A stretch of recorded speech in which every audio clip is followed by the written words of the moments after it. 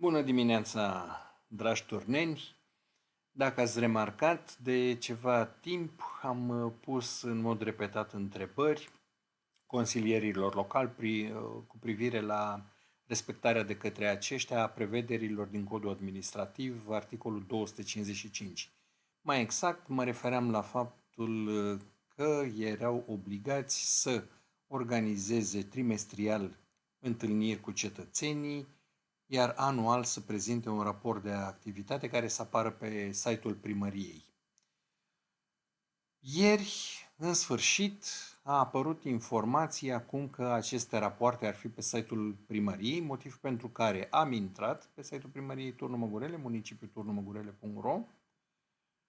Am mers la rubrica aceasta, Consiliul Local,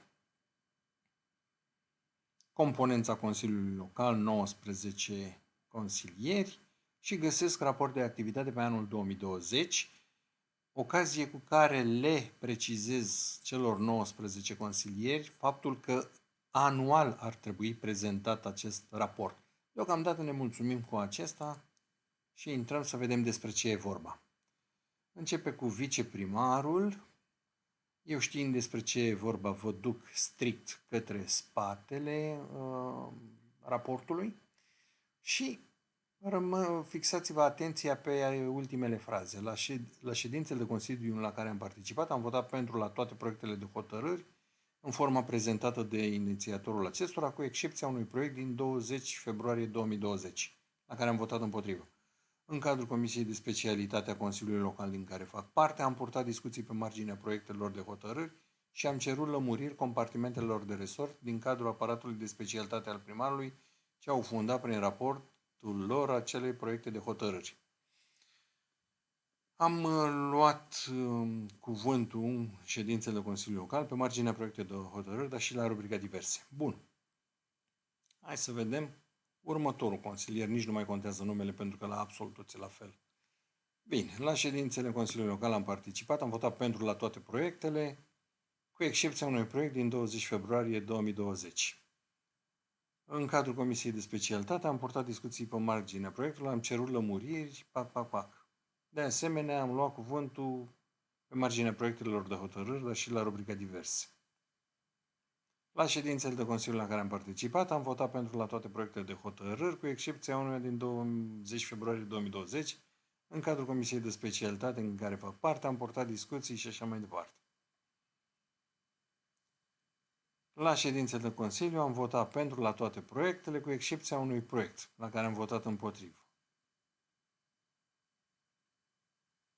La fel, am purtat discuții pe marginea proiectelor de hotărâri, am cerut lămuriri compartimentelor.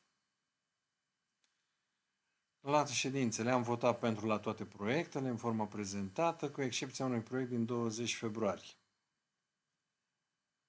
Am purtat discuții pe marginea proiectelor de hotărâri și am cerut lămuriri compartimentelor de resort.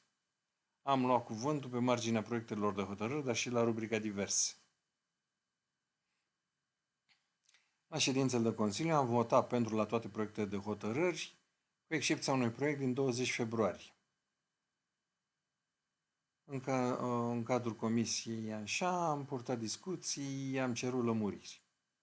Am luat cuvântul pe marginea proiectelor, dar și la rubrica diverse. Am votat pentru la toate proiectele, cu excepția unui proiect din 20 februarie. Am purtat discuții, am cerut lămuriri. Am luat cuvântul, dar și la rubrica diverse. Am votat pentru, aici nu mai apare excepția. În cadrul comisiei am purtat discuții, am cerut lămuriri.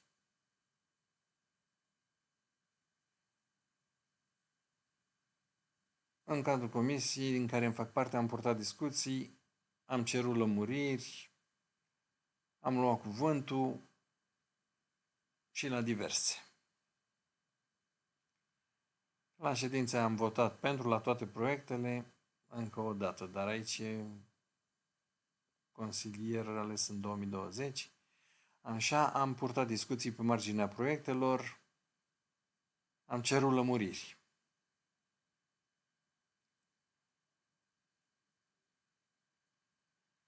Aici s-a abținut la un proiect, s-a votat pentru la toate.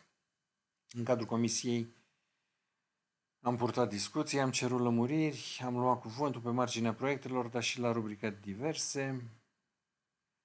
Deja bănuiți că și celelalte vin la fel, aici la fel. Am obținut 2 proiecte, împotrivă restul votate. Uite, în sfârșit s-a schimbat și a apărut inițierea unui proiect de hotărâre. În sfârșit, măcar unul.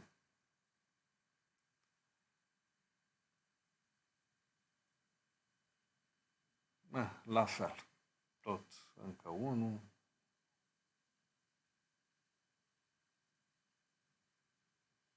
Am purtat discuții, am cerut lămuriri. Am purtat discuții, am cerut lămuriri. Am luat cuvântul, dar și la rubrica diverse.